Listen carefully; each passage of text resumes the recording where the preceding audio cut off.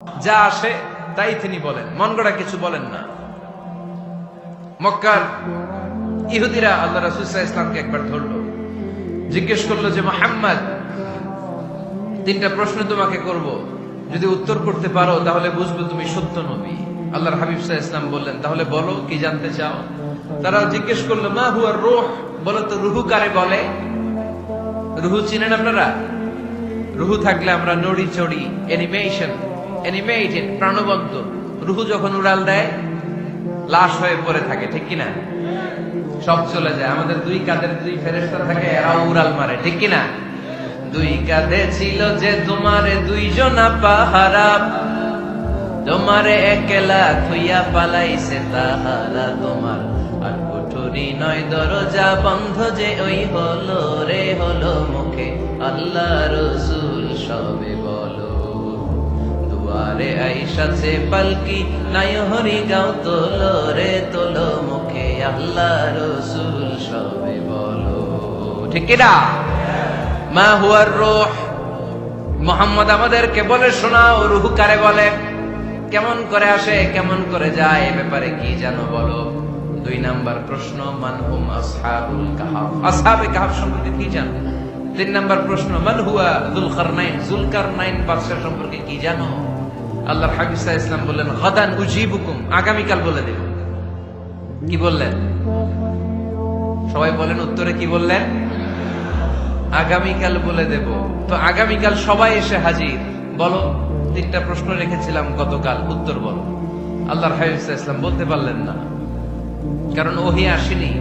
তিনি ছিলেন ওহী নির্ভর, ডিপেন্ডেন্ট অন ওয়াহি, dependent on revelation, guided by the ওয়াহি। তিনি এর পরের দিনে বললেন গাদান উজিবুকুম, আগামীকাল বলবো। এর পরের দিনে এরা এসে হাজির, উত্তর নাই। আল্লাহর হাবিব সাল্লাল্লাহু আলাইহি ওয়াসাল্লাম আবারও বললেন গাদান উজিবুকুম, আগামীকাল বলবো। এর পরের দিনে এরা এসে হাজির। এরকম একদিন, দুই দিন, তিন দিন নয়, টানা 15 দিন আল্লাহর হাবিব সাল্লাল্লাহু আলাইহি ওয়াসাল্লামের প্রশ্নগুলোর উত্তর করতে পারেন নাই। আল্লাহর হাবিব সাল্লাল্লাহু আলাইহি সাল্লামের নবুয়তী জিন্দেগিতে এত বিব্রতকর পরিস্থিতিতে তিনি কখনো পড়েন নাই। ইহুদিরা প্রতিদিন এসে হট্টগোল করে আর মক্কায় রটনা ছড়ায়, দেখো এই লোকটা যদি সত্যি নবী হতো তাহলে তো উত্তর করতে পারতো, ঠিক কিনা? যেহেতু উত্তর করতে পারে না, আসলে সে আসল নবী নয়, সে ভণ্ড নবী, মিথ্যা নবী। পড়েন নাউযুবিল্লাহ। 15 দিন পর আল্লাহ আয়াত নাযিল করলেন ওয়ালা তাকুলান্না লিশাইইন ইন্নী ফাইলুন যালিকা গাদা ইল্লা আইয়াশা আল্লাহ। ও নবী, ভবিষ্যতের ব্যাপারে সামনে থেকে যখন আপনি ওয়াদা দিবেন, ওয়াদা দেওয়ার সময় ইনশাআল্লাহ শব্দটা মিলিয়ে দিবেন। সুবহানাল্লাহ পড়েন। আল্লাহর হাবিব সাল্লাল্লাহু আলাইহি সাল্লামকে শিখানোর মধ্য দিয়ে গোটা উম্মাহকে আল্লাহ শিখাই দিলেন যে ভবিষ্যতের কমিটমেন্ট যখন দিব, প্রমিস যখন দিব, প্রমিস দেওয়ার সময় কি বলবো? কি বলবো?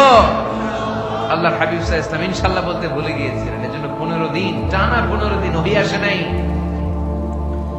15 দিন পরে আল্লাহ তাআলা ওহীর মাধ্যমে বিশ্বনবীকে জানিয়ে দিলেন ইয়াসআলুনাকা আনির রূহি কুলির রূহু মিন আমরি রাব্বি ওয়া মা উতীতুম মিনাল ইলমি ইল্লা কলিলা।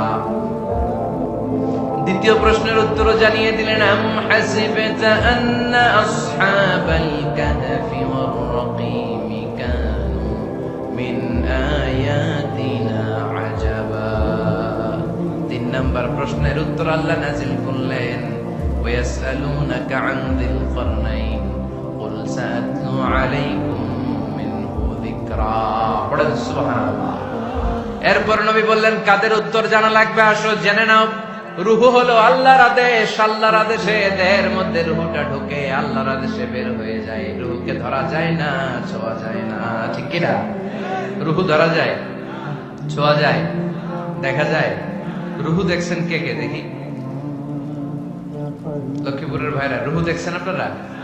রুহুর কালার কেমন জানেন? ওজন কেমন জানেন? কোত্থেকে যে এসে জুড়ে যায় দেহের মধ্যে, মায়ের পেটের ভেতরে, আবার হুট করে উড়াল মারে, মানুষটা লাশ হয়ে পড়ে থাকে, ঠিক কিনা?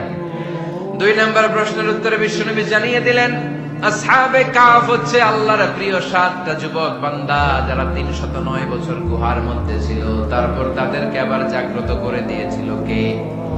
পৃথিবীতে 4 জন বাদশা ছিল, গোটা বিশ্বের বাদশা, গোটা বিশ্বকে ডমিনেট করেছে, শাসন করেছে।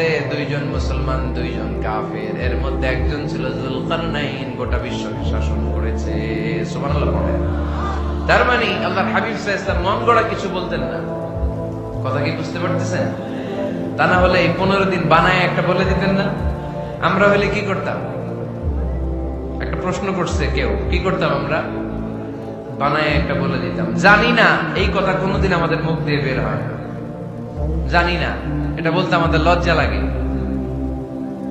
কিন্তু ক্লাসিক স্কলাররা, আল উলামা আল মুতাকাদ্দিমিন, যারা হাজারো প্রশ্নের উত্তরে বলতেন আনা লা আ'লাম ওয়াল্লাহু আ'লাম, আমি কিচ্ছু জানি না। কি জানি? আমি কিছুই জানি না।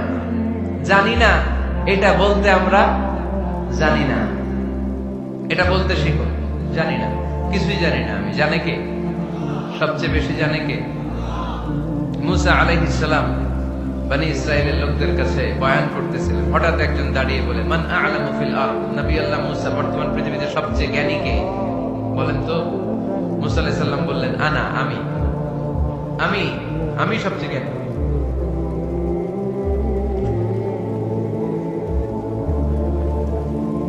কিন্তু আল্লাহ তাআলার কাছে প্রশ্নের উত্তরটা পছন্দনীয় হয়নি। মুসা আলাইহিস সালামের উত্তরটা ভুল ছিল না, ঠিকই ছিল। কারণ যেই জামানায় আল্লাহ তাআলা যাকে নবী বানিয়ে পাঠান তাকে সবচেয়ে বেশি জ্ঞান দিয়েই পাঠান, ঠিক কিনা? ওহীর জ্ঞানের চাইতে ভারী দামি কোনো জ্ঞান হতে পারে? কিন্তু আল্লাহ তাআলা চেয়েছিলেন মুসা আলাইহিস সালাম যেন বলে আল্লাহু আ'লাম, আল্লাহ সবচেয়ে জ্ঞানী। আল্লাহ বললেন, মুসা তুমি ঠিক বলনি, তুমি সবচেয়ে বড় জ্ঞানী না, তোমার চেয়েও বড় জ্ঞানী এই তল্লাটে আছে। ইযহাব ইলা মাজমাইল বাহরাইন, 2 সাগরের মিলনস্থলে যাও, ওখানে আমার একজন বান্দা আছে, ইসমুহু খাদির, এর নাম হচ্ছে খাদির। কি নাম? আমরা যারে বাংলায় কি বলি? খিজির, আসলে খাদির। তার কাছে যাও, তোমার চাইতেও জ্ঞানী। অনেক লম্বা চূড়া ঘটনা। তাহলে জাননেওয়ালার উপরও জাননেওয়ালা আছে, জ্ঞানীর উপরও জ্ঞানী আছে। সবচাইতে বড় জ্ঞানী, মহাজ্ঞানী একজন। চিল্লায় বলেন তিনি কে?